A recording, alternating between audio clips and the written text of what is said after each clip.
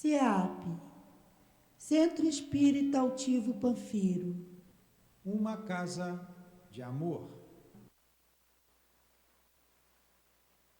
tarde aos nossos ouvintes. Que Jesus abençoe a nossa tarde de estudo. Vamos à leitura do Evangelho e, em seguida, o estudo do livro Memórias de um Suicida. Capítulo 18. Muitos os chamados e poucos os escolhidos. Prestai bem atenção, item 14. Prestai bem atenção ao que ouvis, porquanto, à medida que medirdes os outros, vos medirão a vós, e ainda vos será acrescentado. Porque se dará àquele que já tem, e ao que não tem, ainda o que tem será tirado.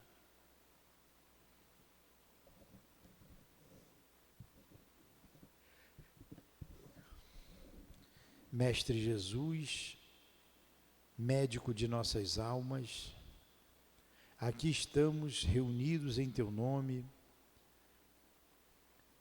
mais uma vez, para estudarmos a doutrina espírita. Um estudo que preserva a vida, que fala da vida contra o suicídio. Por isso te pedimos ajuda, pedimos a Tua medicina, para atender os irmãos que, através do suicídio, chegaram ao mundo espiritual. E para preservar nós encarnados, estes que aí pensam neste logro, nesse engano que o suicídio provoca.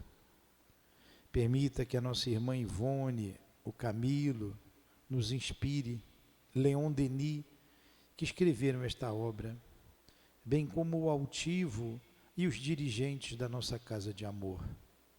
Em nome desses irmãos queridos, em nome do amor, do nosso amor, Lourdinha, do Teu amor, Jesus, do amor de Deus acima de tudo, é que iniciamos os estudos desta tarde. Que assim seja. Graças a Deus. Semana passada, vamos lá, a Carmen deu a aula, eu não me lembro, não, acho que eu cheguei no finalzinho com ela, né? Eu creio que eu marquei no lugar certo. Nós estamos no capítulo capítulo 17, sim, 17. Vinde a mim, não é isso? Vinde a mim.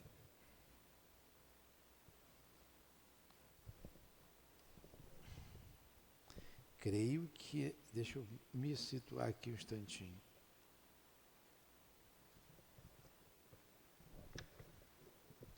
Não é o vinde a mim.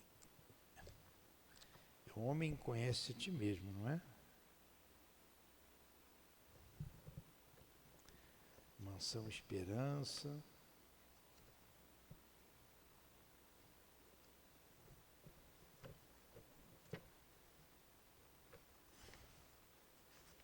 Sim, é o capítulo 18, é que a página estava colada aqui. Homem, conhece-te a ti mesmo. Então, nós já iniciamos, e o Lente, quer dizer, o professor o responsável por essa cadeira, era o Epaminondas de Vigo, não é? E nós paramos aqui, na página 426.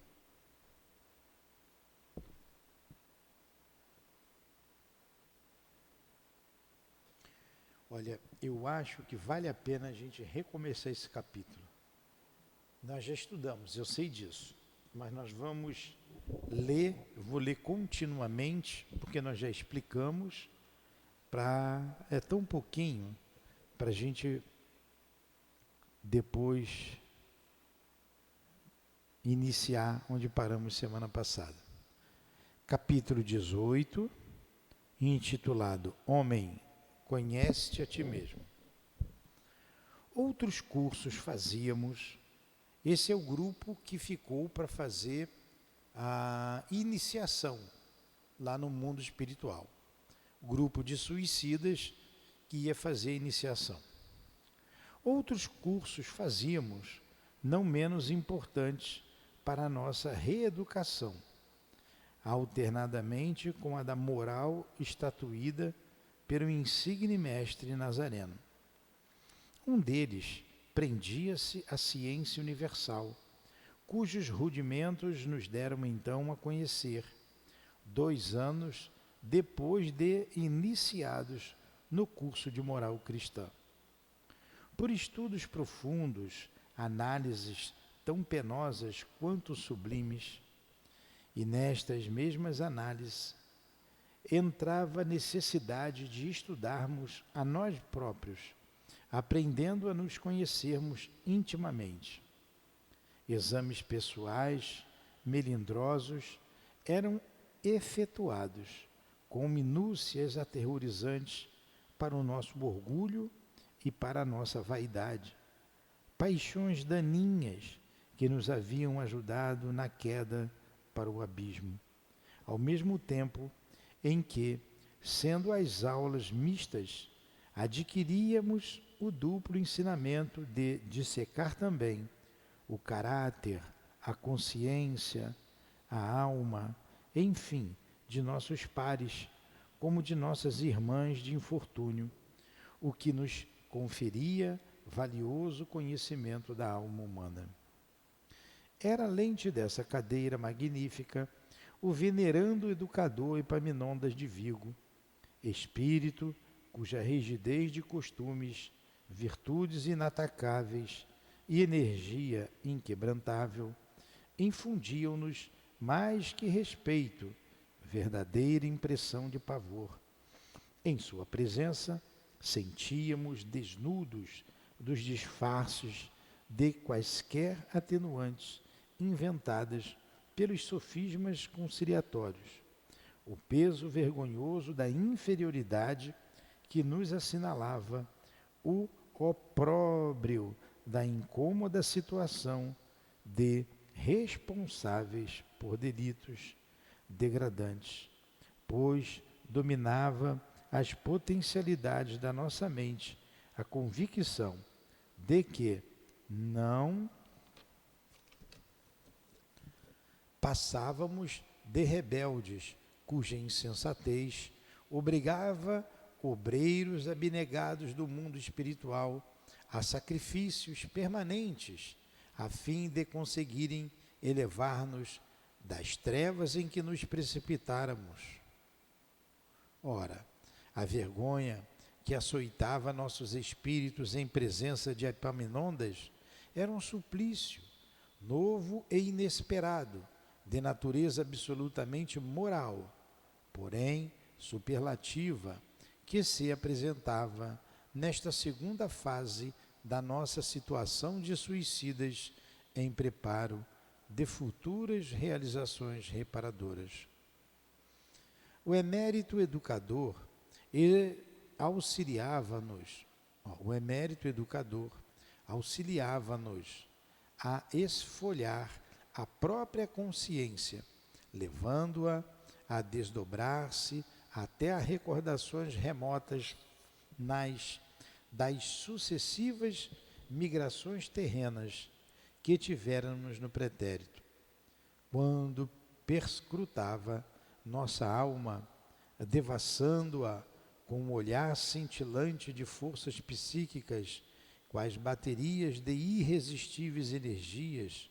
Profundos abalos sacudiam os refúgios do nosso ser, ao passo que desejos aflitivos de fuga precipitada, que nos acobertasse de sua presença como da nossa própria, alucinavam nossos sentidos. Enquanto Aníbal de Silas, com a ternura consolatória do Evangelho, acendia em nosso seio fachos beneficentes de confiança no porvir, clareando o âmbito de nossas vidas com as alviçareiras possibilidades de redenção, Epaminondas arrancava lágrimas de nossos corações, renovava angústias ao obrigar-nos a estudos no imenso livro da alma, arrastando-nos a estados de sofrimentos cuja intensidade e aterradora complexidade, absolutamente inconcebível à mente humana, faziam-nos atingir os limites da loucura. Por essa razão, o temíamos e éramos dominados por um sentimento forte de pavor, a par de angústias irreprimíveis, que subíamos diariamente as escadarias da academia para com ele aprendermos os primórdios da terrível disciplina exigida igualmente de antigos iniciados das escolas de filosofia e ciências do Egito e da Índia, e reconhecimento da inferioridade pessoal para o método da elevação moral pela autoeducação. Você entendeu o que nós lemos aqui? Entendeu? Não? O que eu li aqui.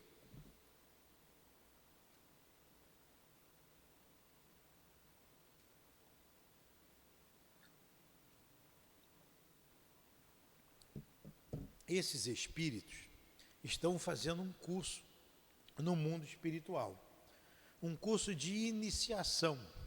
Então são várias as cadeiras, várias as matérias, dentre elas o conhecimento de si mesmo. Então eles estavam sendo, por Epaminondas de Vigo, que era um espírito muito rigoroso, a adentrarem alma adentro, lembrando o passado. Eles estavam fazendo uma regressão de memória para saber quem eles eram de fato, o que eles fizeram, o que deixaram de fazer. E o passado nosso, criaturas imperfeitas, inferiores que ainda somos, é um passado doloroso, é um passado culposo, é um passado de desditas, ainda mais para eles, suicidas. E isso deixava eles com medo do professor, né, da cadeira, esse Lente é o professor, que era o Epaminondas de Vigo, e eles iam para lá temerosos para fazer essa regressão.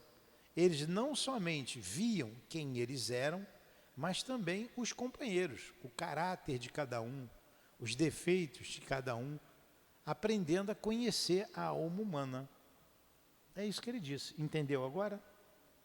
Entendeu? Não escutei. Muito bem. No entanto, tais aulas eram tão necessárias ao nosso desenvolvimento psíquico quanto eram as de Aníbal.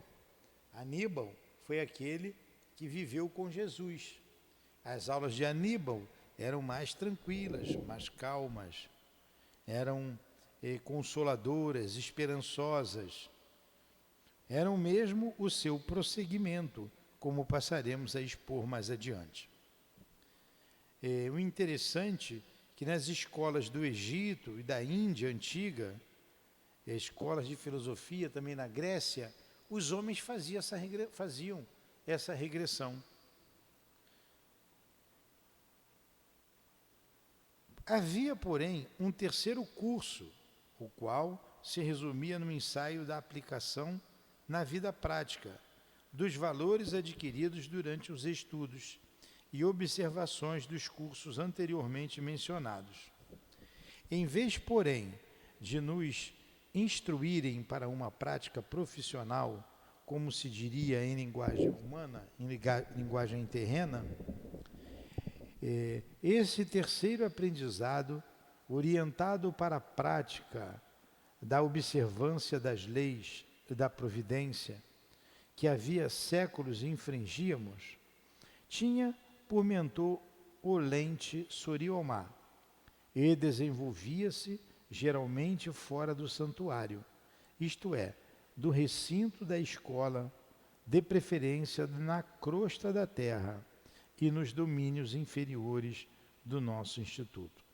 Então eles aprendiam e colocavam em prática o aprendizado vindo à terra, à crosta da terra, ou junto dos espíritos inferiores ainda, lá no próprio Instituto Maria de Nazaré. Entendeu? Aos domingos repousávamos, quer dizer, olha só, espírito precisa descansar, né? De acordo com a elevação, leva mais ou menos tempo esse repouso. Aos domingos repousávamos, ainda mais não éramos que indivíduos cujas faculdades espirituais pouco desenvolvidas e ainda mais abaladas pelo traumatismo vibratório provocado pelo suicídio, não permitiam labores continuados, como víamos exercerem nossos devotados instrutores, que jamais se achavam ociosos. Descansávamos, portanto, divertíamos-nos mesmo, tomando parte em reuniões fraternas, efetuadas pelas vigilantes, ou visitando, em caravanas amistosas, outros departamentos da colônia inferiores ao nosso, assim revendo velhos amigos e antigos mestres como Teócrito, e dessa forma prestando solidariedade e conforto a irmãos mais desditosos do que nós, que se encontrassem por sua vez naquelas dependências conhecidas. Nem assim, como vemos, deixávamos totalmente de exercer atividades.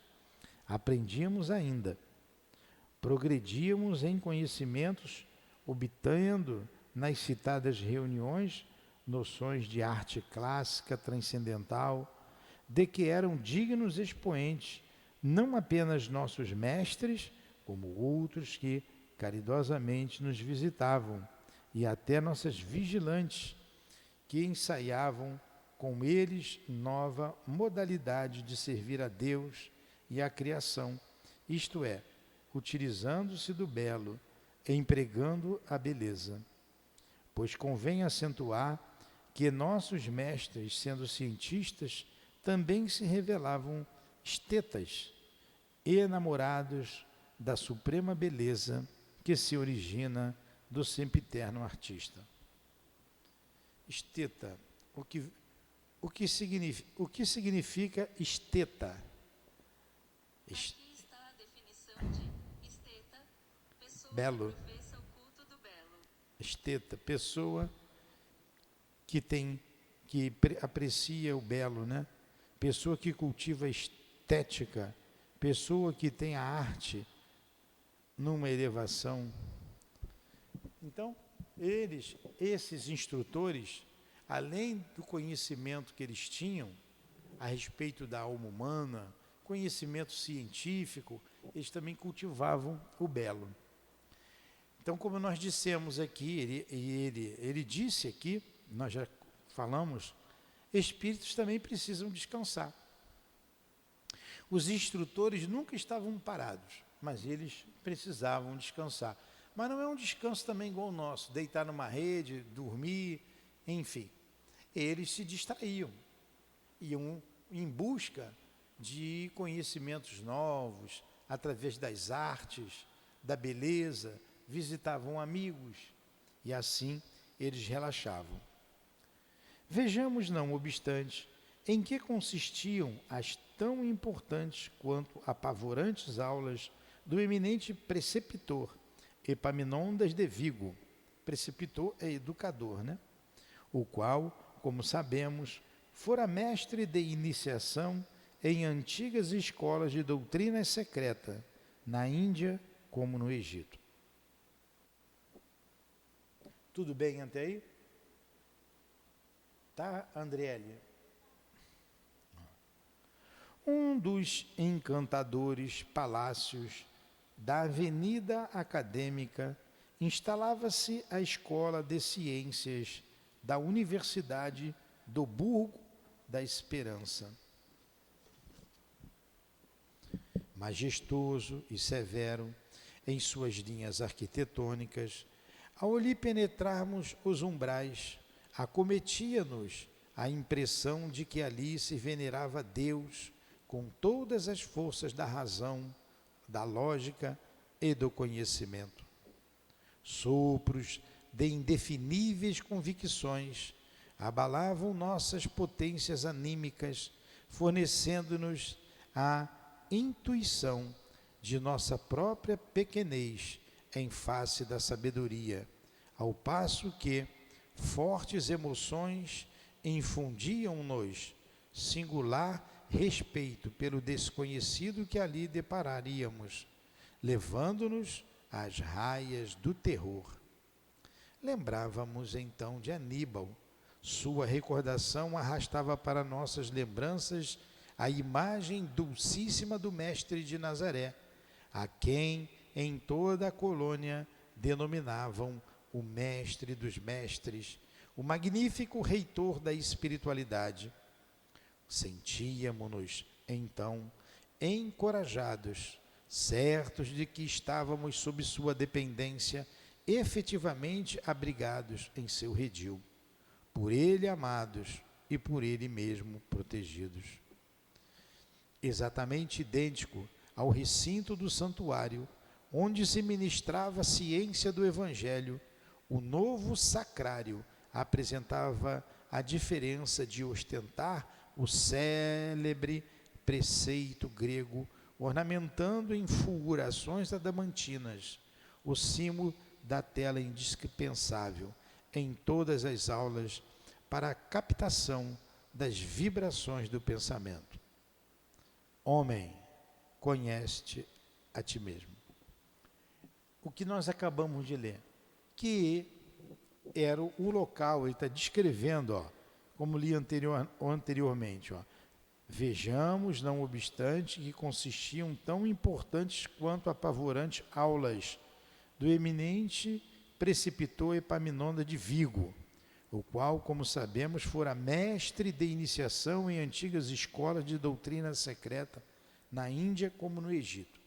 Então, esse instrutor, o Epaminondas de Vigo, ele que ministrava essa aula do autoconhecimento, do autodescobrimento, fazendo com que eles mergulhassem em suas próprias consciências. Aí ele está descrevendo o local. Ele está dizendo que era um dos encantadores palácios, né, da Avenida Acadêmica.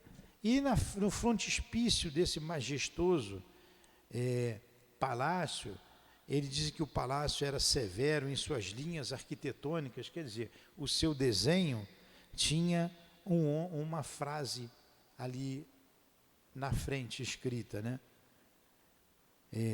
A seguinte frase: homem, conhece-te a ti mesmo. Então esse lugar, ele tinha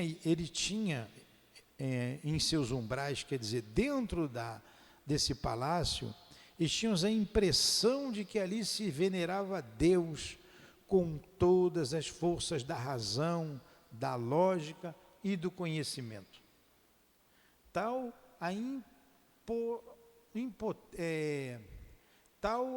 como ele se impunha, né, a sua majestosa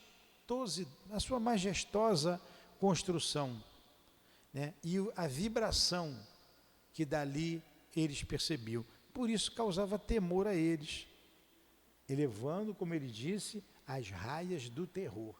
Entendeu? Ele descreveu o prédio. Antecedendo a uma ou menos célebre sentença cristã, cuja profundidade e excelsitude ainda volverá o mundo terrestre e suas sociedades, espécie de autorização do Verbo Divino para os trabalhos que se desenvolveriam sob a invocação de suas leis. Ninguém entrará no reino de Deus senão na renascer de novo. Era uma outra frase que estava lá. Ninguém entrará no reino de Deus senão renascer de novo. Tornava-se evidente que os educadores, porque nos víamos dirigidos, subordinavam seus métodos às normas estatuídas por Jesus de Nazaré, ao qual, inequivocamente, demonstravam venerar como orientador e chefe do movimento impetrado, não apenas em nosso favor, como de toda a humanidade. Então ele está dizendo que ali tem essa frase que vem de Sócrates, né? Creio que seja Sócrates, homem, mas vem antes de Sócrates ainda. Quer ver? Homem, conhece-te a ti mesmo. Quem professou? De acordo com toda a matéria. Sócrates, né? Sócrates dá origem ao período antropológico da filosofia grega. Ou seja, a partir da ideia de que o autoconhecimento, o conhecimento de si, é a base para todos os outros conhecimentos sobre o mundo. Essa frase faz uma referência ao oráculo.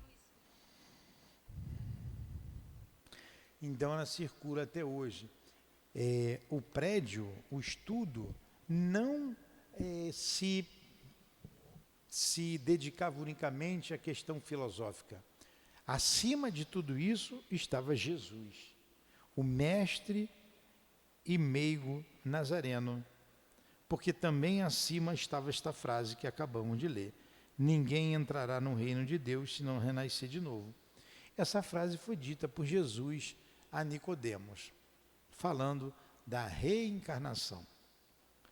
Tornava-se evidente que os educadores, porque nos víamos dirigidos,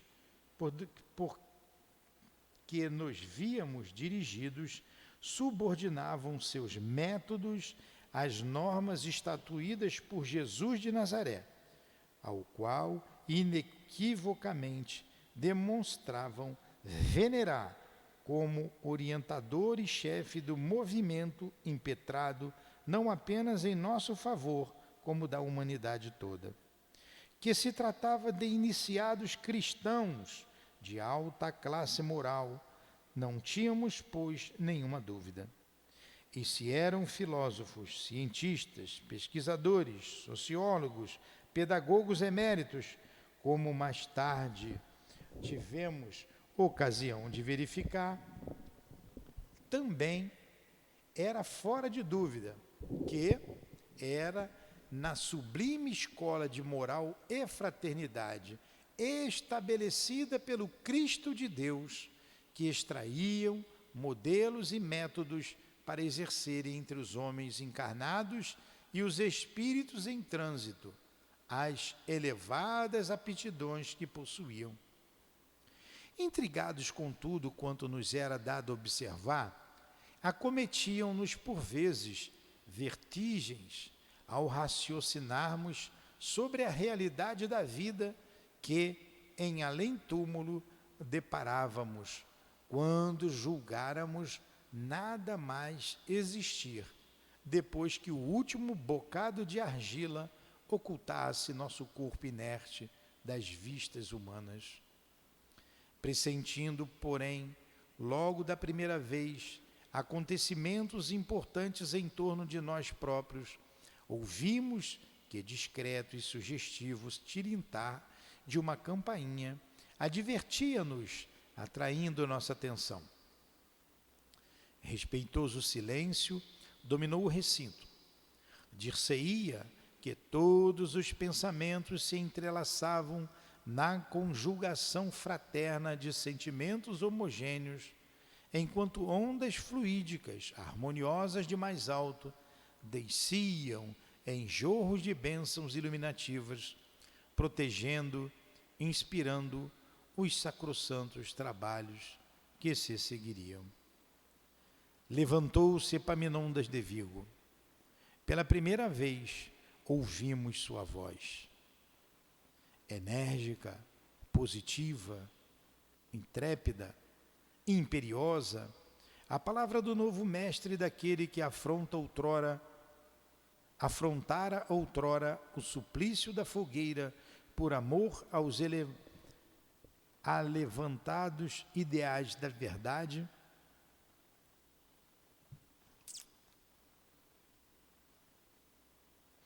estendeu-se pelo salão imenso, vibrando sob as abóbadas que nos abrigavam, e como que se decalcando para sempre nos meandros de nossas almas, acordando-nos as faculdades para as novas conquistas morais, mentais, intelectuais e espirituais. Franzino, modesto, venerável com suas barbas longas que traziam a imaculada brancura de luminosidades transcendentes, aquele ancião que nos fora apresentado 2 anos antes e em quem supuséramos a vacilação da decrepitude, agora surgia aos nossos olhos surpresos em atitudes varonis, qual gigante da oratória, expondo as bases de uma doutrina renovadora até então desconhecida para nós, e cujos fundamentos se assentavam na ciência universal. Está entendendo? Não? Ele está aqui descrevendo, neste lugar, esse prédio que se impunha pelo seu desenho arquitetônico e pelas vibrações no interior, aonde eles iam fazer esse curso de conhecimento de si próprios, eles escutam pela primeira vez a voz, né? E ele diz aqui, uma voz enérgica, positiva, intrépida, imperiosa, desse Epaminondas de Vigo, esse mestre, esse professor que vai ensinar eles. E ele está descrevendo que ele era franzino, que é uma pessoa franzina, magra, né? Pequena, não é forte, não é musculoso, é franzino, modesto, venerável, com barbas longas. Então ele descreveu aqui, era um mestre da oratória, ele descreveu fisicamente o nosso Epaminondas de Vigo, entendeu? Inicialmente explicou-nos que cumpria com efeito recebermos, em primeiro lugar, os ensinos morais expostos nos evangelhos do Redentor, a fim de que, ao encanto de suas palavras remissoras, adquiríssemos critério suficiente para, só então, atingirmos outros esclarecimentos que, ministrados à revelia da reeducação moral fornecida por aqueles, resultariam estéreis, se não mesmo nulos, se não tornassem antes prejudiciais. Então, o que ele está dizendo aqui? Antes dele fazerem este mergulho em si próprios, era necessário que se reeducassem na moral cristã, que conhecesse o Evangelho de Jesus na sua maior pureza, senão aquele estudo se tornaria nulo e até mesmo prejudicial. Ele continua ainda.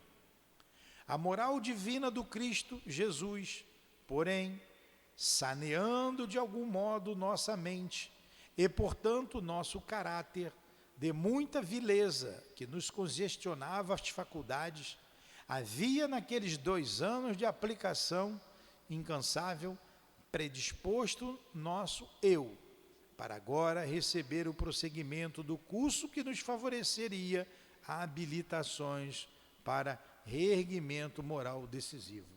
Então, eles estudaram a moral cristã durante 2 anos, aprofundaram esse conhecimento, e só então iniciaria esse estudo. Que por essa circunstância, somente agora nos fora dado entrar em contato com ele, Epaminondas. Então, somente agora, depois desses 2 anos, que eles foram encontrar com esse professor. Que faríamos sob sua direção? Que faríamos? Não é uma pergunta não, uma afirmativa. Que faríamos sob sua direção um curso leve, rápido, por assim dizer, preparatório de ciência universal, denominada em antigas idades doutrina secreta, e outrora apenas ministrada a mentalidades muito esclarecidas e muito fortes, aptas, portanto, pelas virtudes de que dessem provas de penetrarem mistérios de origem divina que se conservavam invariavelmente oculto às inteligências vulgares, ociosas ou presunçosas. Então, eles teriam acesso a um conhecimento que poucos tinham, né? As inteligências vulgares, ociosas, presunçosas não sabiam disso, da doutrina secreta.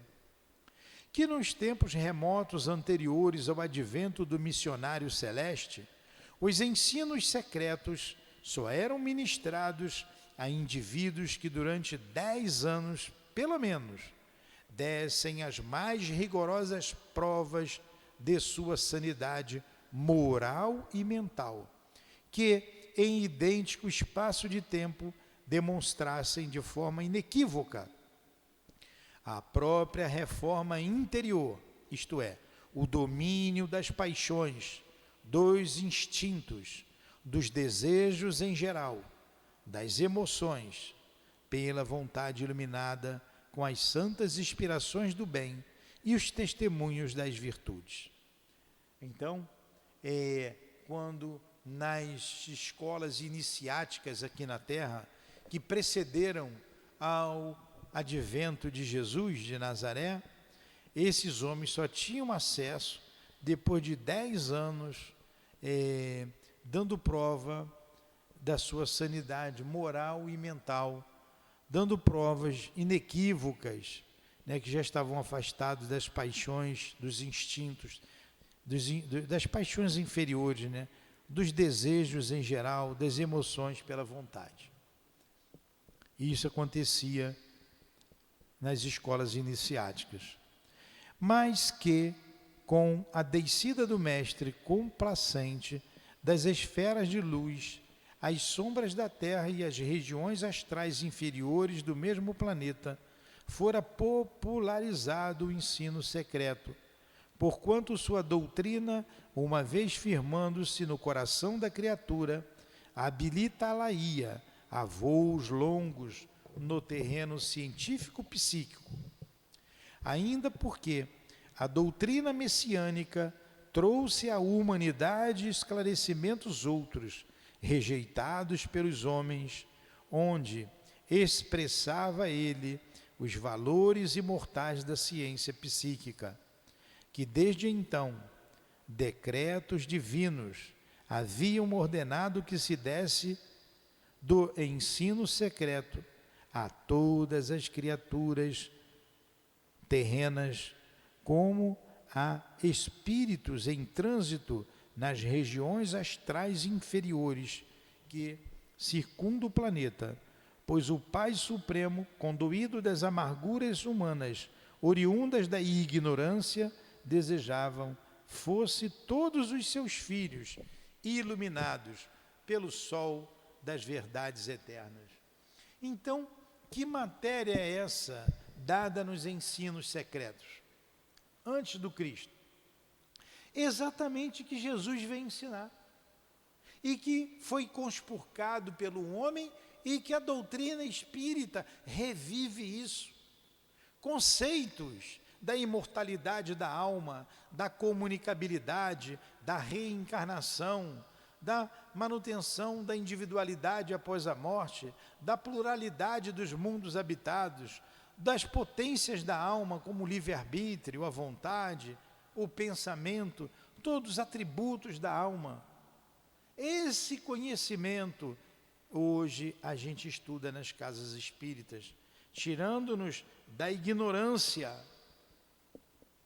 E assim, porque o Pai Supremo, conduído das nossas amarguras, das nossas dores, fez com que esses ensinamentos, trazidos pelo Cristo, nos libertassem das paixões inferiores que ainda estávamos mergulhados, e muitos de nós ainda estamos mergulhados.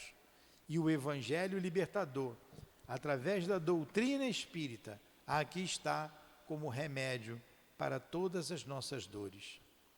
Que lutas insanas começaram então os prepostos da luz a sustentar com os condutores das paixões inferiores, luta áspera e constante que se estendia por quase 2000 anos, e que de todos os recursos já haviam lançado mão os obreiros do Messias, a fim de instruírem os rebeldes com as verdades celestes que temiam em não aceitar. Então, esses ensinamentos do Cristo ecoam até hoje em nossas almas, para que nós possamos nos libertar. Mas como somos rebeldes a eles, aqui estamos ainda em sofrimento.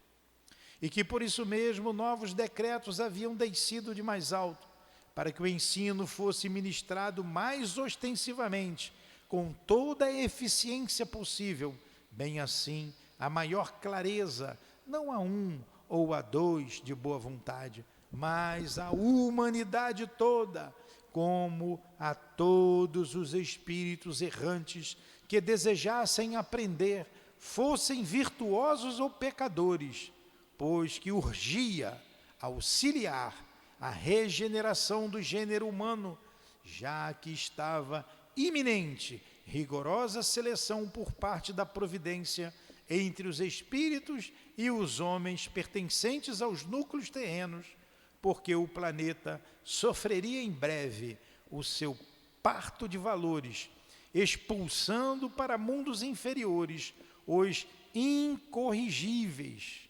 desde há 2000 anos, para conservar em seu seio apenas os mansos e os pacíficos, os de boa vontade, para então estabelecer, não só no planeta, como em seus continentes astrais, aquela era de progresso sonhada pelo mestre da Galileia, presidida pelo socialismo fraterno, estatuído nos áureos códigos da sua doutrina. Que por isso mesmo iríamos também receber os rudimentos do ensino secreto, rudimentos apenas o bastante para nos fortalecermos, para a eficácia da reparação que devíamos à lei, pois éramos ainda muito frágeis, mentes traumatizadas pela violência do ato que exorbitara da lei da natureza, caracteres viciados pelo abuso de séculos e séculos submersos no demérito da materialidade.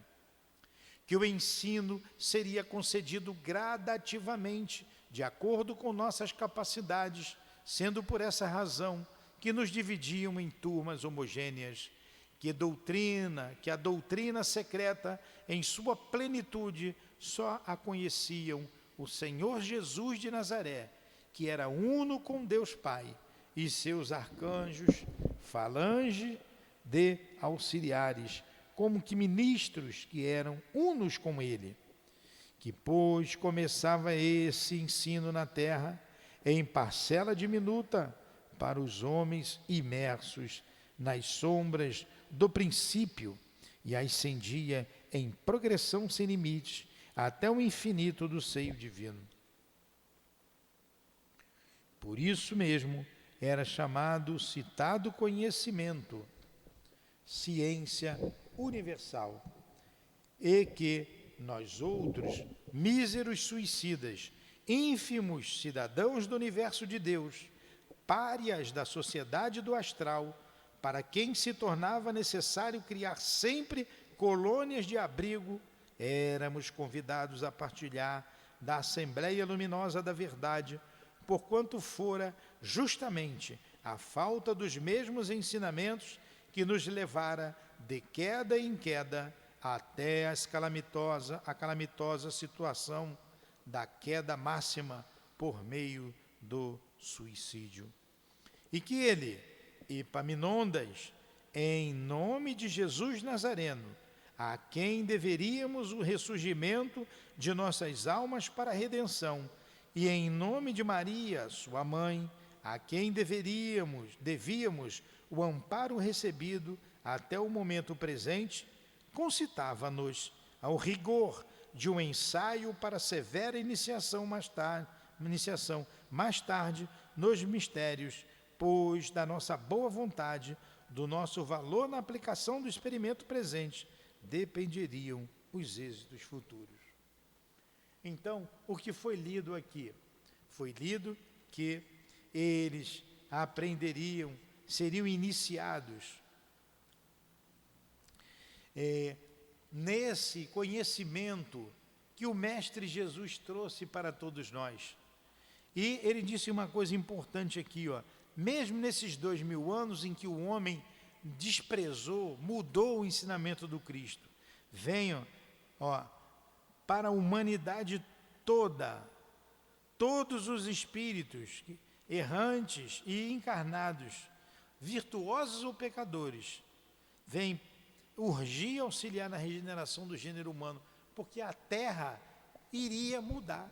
A Terra vai ser um paraíso, como desejava Jesus. E os espíritos recalcitrantes no erro sairão do planeta e irão fazer morada em outro lugar. Os rebeldes que não quiserem renovar o seu caráter, modificar o seu caráter, renovar a sua educação no Evangelho de Jesus. Vê então a doutrina espírita ratificar tudo que o Cristo disse. Porque urge a transformação do planeta Terra.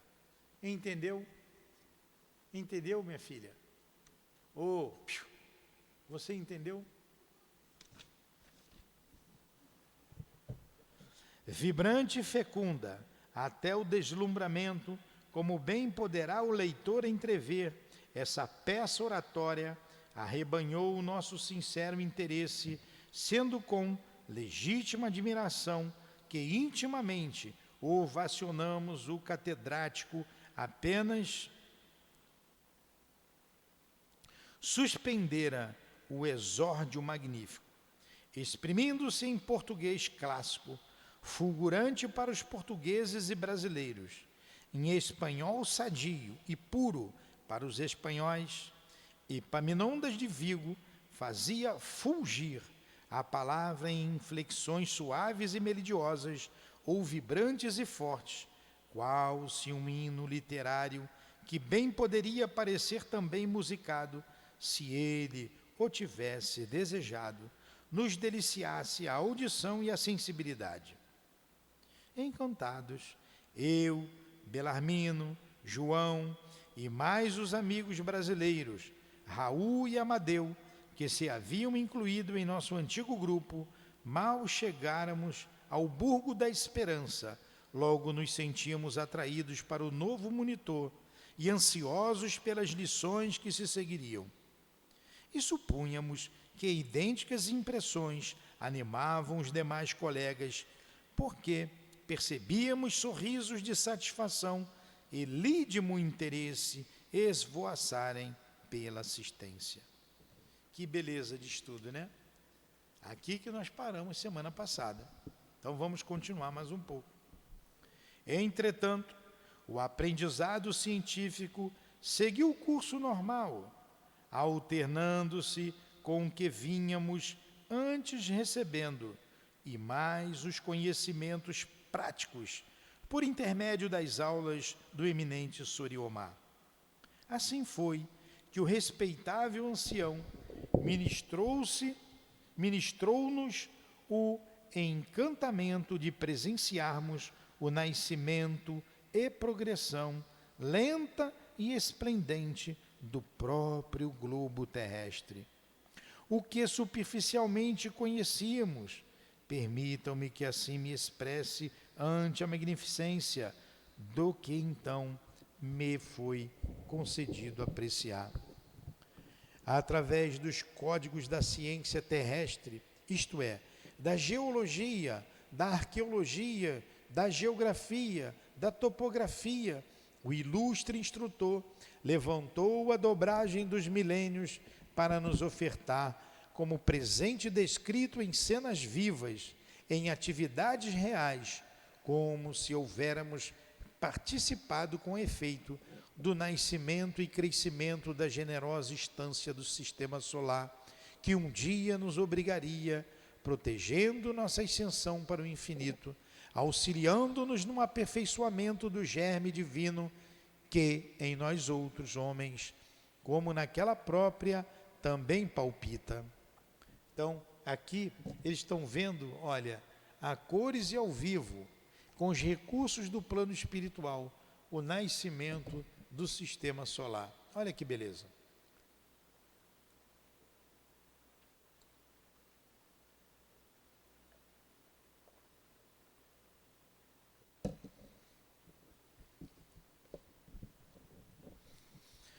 Tudo presenciamos, a centelha em ebulição, as trevas do caos, os aguaceiros e dilúvios aterrorizantes, os grandes cataclismos para a formação dos oceanos e rios, o maravilhoso advento dos continentes, como o nascimento das montanhas majestosas, cadeias graníticas eternas como o próprio globo, tão conhecidas e amadas por aqueles que na Terra têm feito ciclo de progresso.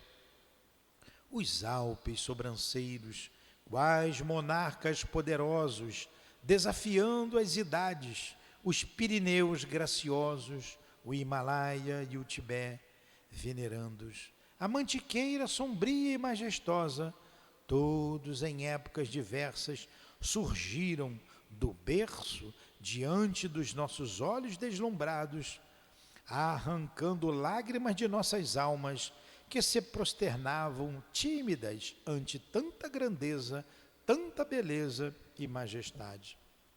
Mas, antes disso, em prosseguimento feérico de maravilhas, a luta dos elementos furiosos para o crescimento do pequeno continente, do céu, o oceano conflagrado em convulsões pavorosas, sacudindo o seio nascente do mundo imerso em solidão.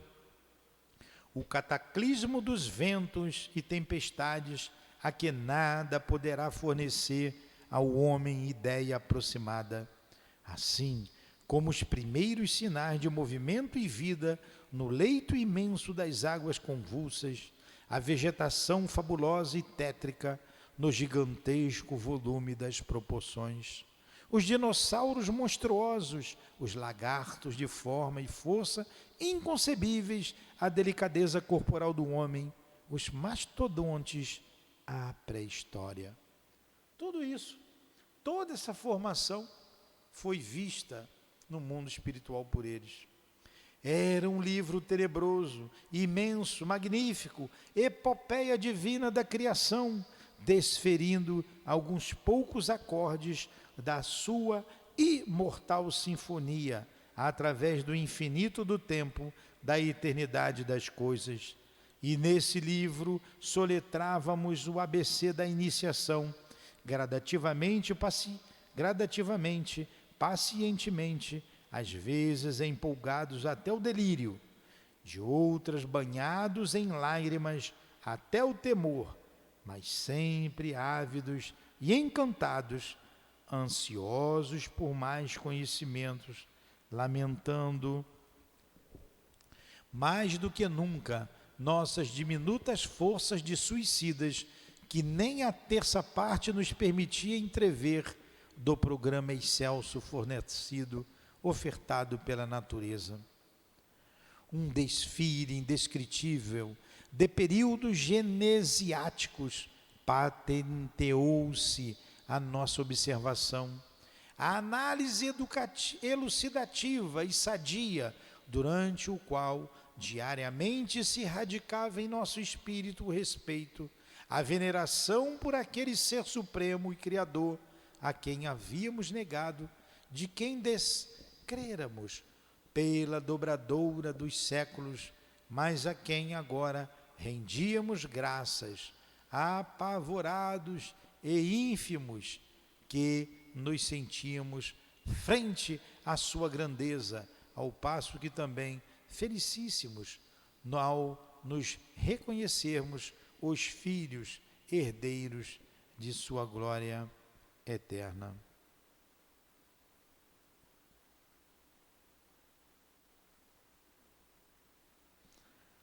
Olha, não foi ali que a gente tinha parado, não. Nós tínhamos visto isso. E nós vamos até onde nós paramos.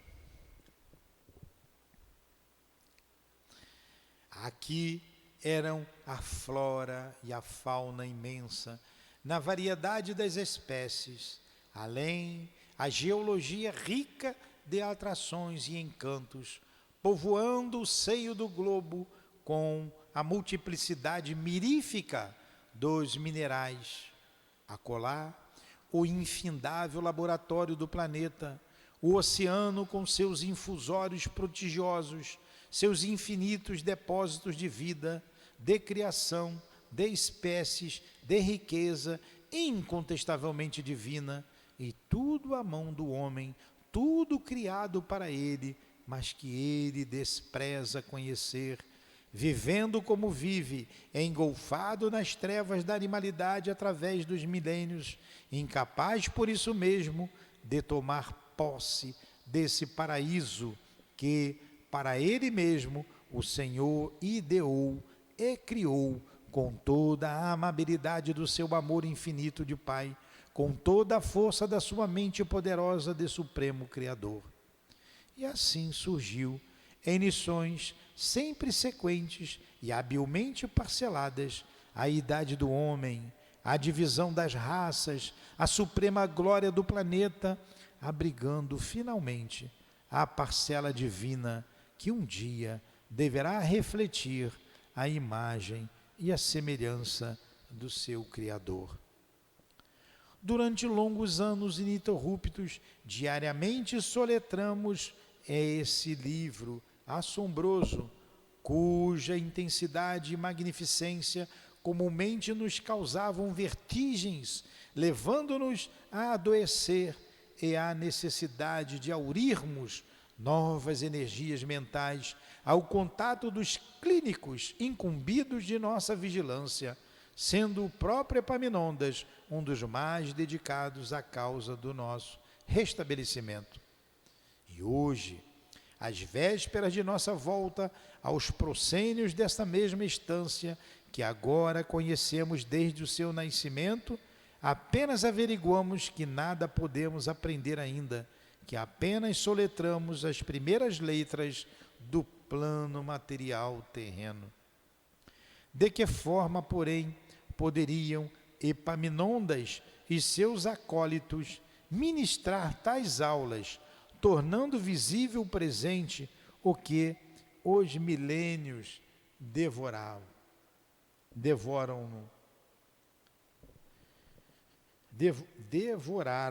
no pretérito? Como reedificar com tal real pujança a ponto de apavorar-nos as idades primitivas do planeta a períodos devastados pelo tempo? Como é que ele fez tudo isso? Mostrando essa evolução do globo, esse surgimento, o nascimento do planeta, do próprio sistema solar. É que vivemos todos em plena eternidade. Somos cidadãos do infinito e para a eternidade o que existe é o momento presente, sem ocasos, sem lapsos. Ela, a eternidade, vive do presente, porque justamente é esta a sua particularidade. Olha como nós somos pequeninos, né? Das ondas luminosas do éter invisível, ou seja, dos arquivos do infinito, como dos sacrossantos depósitos da eternidade, extraía Epaminondas a matéria grandiosa para as aulas fornecidas. As imagens que se eternizaram, retidas nas ondas vibratórias do éter luminoso, a reprodução do que se passara na Terra desde a sua criação guardada, fotografada, impressa nas vibrações da luz, como na paisagem, na fragilidade de uma bolha de sabão, eram selecionadas pelos magos da ciência transcendental, captadas e transportadas até nosso conhecimento por processos e aparelhamentos cuja sensibilidade e potência magnética já hoje o homem não ignora totalmente. Poderia Epaminondas, ao confabular com o igual, reportar-se ao passado dispensando aparelhamentos. Nós outros, no entanto, não nos dispensaríamos, a menos que o abnegado monitor apoucasse ainda mais as próprias possibilidades, a fim de tornar-se compreensivo, enquanto avolumasse as nossas, torturando-nos até o sacrifício, o que seria dispensável. O certo era que uma equipe de magos especialistas no serviço e artistas da palavra e da sugestão vasculhavam o éter com seus poderes de atração científico transcendentes, à procura do que convinha, e estampava-o na tela sensível por meio de sugestões poderosas, e tudo com perfeição tal que era como se tudo quanto víamos houvéssemos realmente assistido.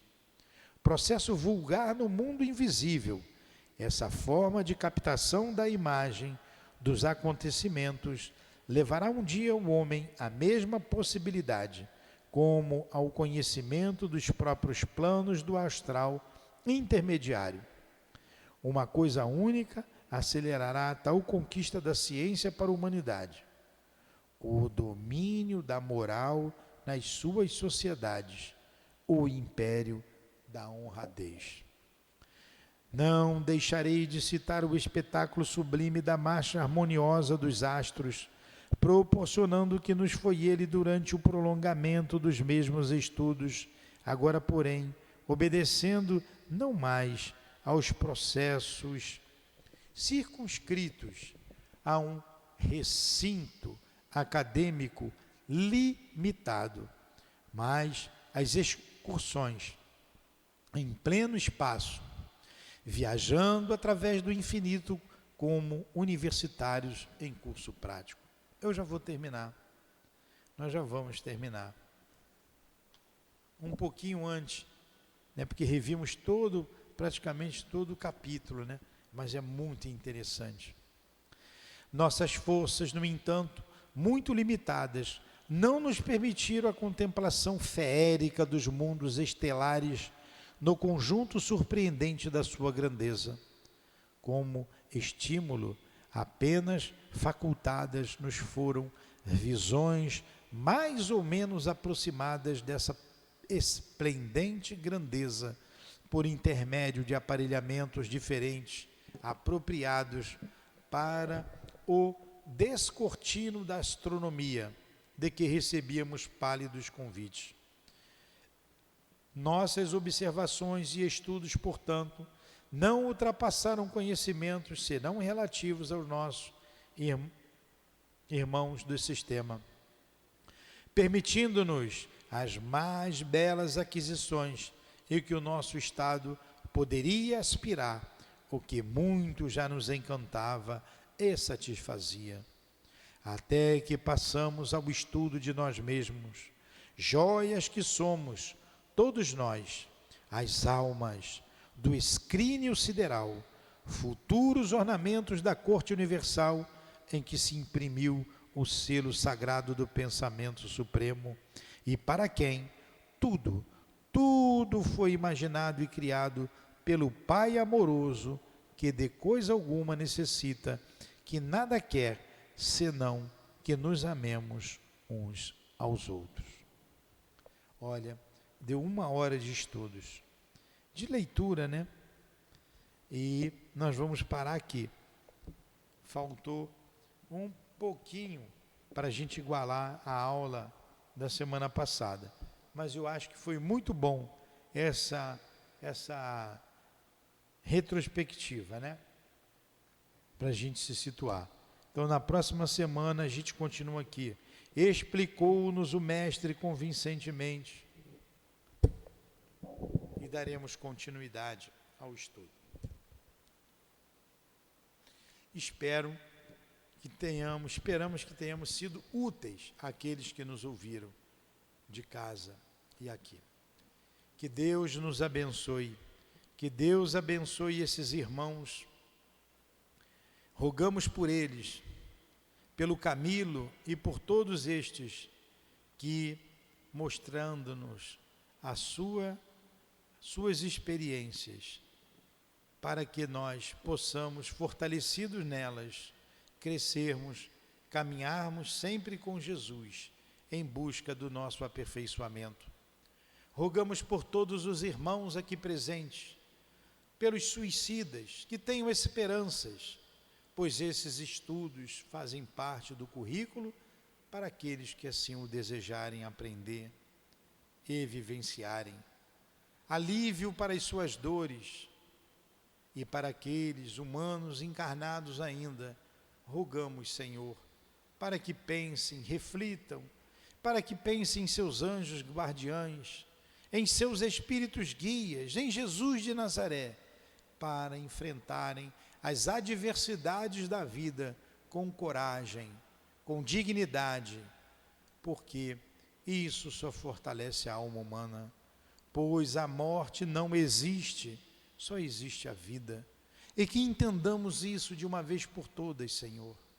Só assim seremos irmãos fraternos, só assim a humanidade terá paz, só assim a terra será um mundo de amor.